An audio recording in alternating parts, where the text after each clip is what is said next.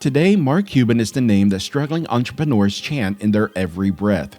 Perhaps it's because the world knows this man is a living proof of the statement, hard work pays off, and so people wanted to have the same fate as him. Still, this self-made billionaire had his own story to tell about the ups and downs that came on his way to success.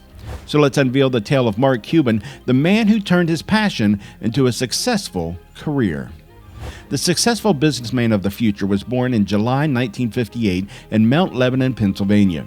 Like any other Jewish middle-class family, Cuban grew up with his two younger brothers, Brian and Jeff.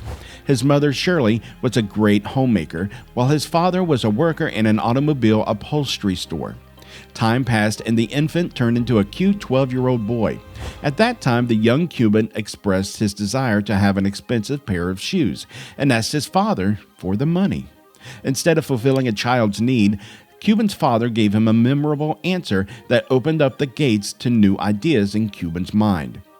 He said, "Those shoes on your feet, they look like they're working well. If you want a new pair of sneakers, you need a job, and you can go buy them." We assume that this was the moment when Mark was inspired to step on the journey of becoming an entrepreneur. After understanding his father's words, Mark was determined to get the pair of shoes. So he started selling packs of garbage bags to the nearby families in the colony. Being a future strategic businessman, Cuban bought each bag for $3 and then sold them for $6. That means he got a profit of $3. He also gave a great pitch to sell a product that nobody could refuse to buy from him. While meeting with a new customer, he asked him, "Hi, does your family use garbage bags?" And then added, "Of course you use garbage bags, and I bet you pay more than 6 cents a piece." You see, this was a 12-year-old boy's tactic to earn money. Well, that was pretty impressive. Then a few years passed in a blink of an eye, and Cuban turned 16. At this age, he got another opportunity to make money. It happened when a local newspaper company's workers refused to come to work. So Cuban took advantage of the situation and ordered newspapers from another city. Then he sold the papers at a high price until the strike was over. Well, look how clever this kid was. After that, the genius teen boy decided to skip his senior year in high school and started attending the University of Pittsburgh. However, only after a year he got transferred to Indiana University to study business. You can be astounded to know that Cuban used to give dance classes on campus to pay his tuition fee. For 1 hour class, he used to charge $25. During this time, he decided to make a bold move and bought a local bar for $15,000. Using his business skills, he made quite a profit from his bar. Not just that, within a short duration, Cuban made the local bar the most popular place to hang out for college students. Undoubtedly, as an entrepreneur, this was his first big break in the business world, which encouraged him to keep up the hard work. After that, in 1981, he graduated with a degree in business administration and returned to his homeland, Pittsburgh. In Pittsburgh, he took the first step of his career and started doing a bank job. However, he could not feel satisfied with his life there. To fulfill his dream, he moved to Dallas, Texas. Recalling his early years in the Lone Star State, Cuban wrote a blog post in 2004 that read, "I remember being 24 years old, living in Dallas in a 3-bedroom apartment with 5 other friends.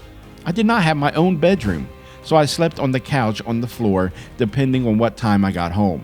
I had no closet. Instead, I had a pile that everyone knew was mine. My car had the usual hole in the floorboard, a 77 Fiat X19 that burned a quart of oil that I couldn't afford every week." Despite the struggles, Cuban managed to get a job as a computer software salesman. Sadly, it did not work out the way he wanted, as he got fired within the first year of that job. That was the breaking point for a man who wanted to become big in the business industry. So he opted to start a business of his own and created a software company named Micro Solutions. Interestingly, his company soon became a fierce competitor of his former employer who fired him. Eventually, his business started doing great financially as he succeeded in making an impressive list of clients. Then in 1990, he decided to go for early retirement and sold his business for $6 million. However, the future billionaire could not bear to be free for a long time as he was always searching for new business ideas. Around the time of 1995, a man named Christopher Jaeb reached out to him for funding for his startup business, AudioNet. It was basically an online service that provided streaming of various sports occasions. The idea intrigued Cuban, and he decided to become part of this project. At first, he invested $10,000 in the company and kept it running with his fellow friend Todd Wagner. After that, in 1998, he renamed the company as Broadcast.com. To fund this endeavor, Cuban used the sales of his technology company, Micro Solutions. Initially, Mark struggled to keep the cash flow balanced as he invested lots of money and got nothing in return. Perhaps it was happening because the idea of streaming was not common in 1995. You see, people were reluctant to adopt new things. However, with continuous efforts and determinations, Cuban succeeded in making his streaming platform successful. In 1998, the company got its initial public offering, IPO. Moreover, the day Broadcast.com was listed, its employees became millionaires. You'd be surprised to know that in 1999, his business grew to the point for $5.7 billion. It would not be wrong to say that this was Cuban's first significant success as a businessman. Not to forget, this success made him one of the wealthiest men in America. From then on, Cuban made a lot of investments in various businesses. You'd be surprised when we tell you that the billionaire paid $280 million to purchase the Dallas Mavericks basketball team in 2000. At that time, this basketball team was on the verge of bankruptcy. But Cuban came in as a rescuer and turned the fate of the sinking team. He made this group one of the most successful in the NBA. If we talk about other businesses owned by the billionaire, that list includes private messaging app Cyberdust, theater chain Landmark Theaters, and an apparel company called 3 Commas. Not to forget, in 2012 he made a TV appearance on the reality show Shark Tank. Not many know that since Cuban joined that show, he has invested under $20 million in over 85 startup businesses. This show also carved his way to stardom, and many struggling entrepreneurs were eager to have him in every show season. Cuban himself felt great about this show and said, "I do Shark Tank because it sends the message to kids and entrepreneurs of all ages that if anybody from a small-time town in Idaho or North Carolina can find their way onto the carpet to pitch to the Sharks, then anybody can." Furthermore, Mark has joined many investors to develop a new social media platform, Fireside. The amusing fact is that the platform is very similar to Clubhouse, but it has one distinct recording feature. With that, he is also one of the investors in the $4 billion SPAC-backed banking app, Dave. It seems that this man never gets tired of making money.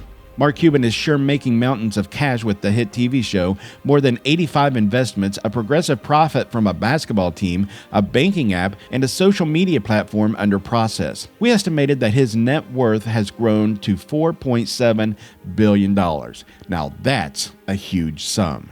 So what do you think about the tale of this self-made billionaire who carved his way to the top with continuous drive? Let us know in the comments below and tell us your thoughts, feelings, and opinions regarding this interesting video.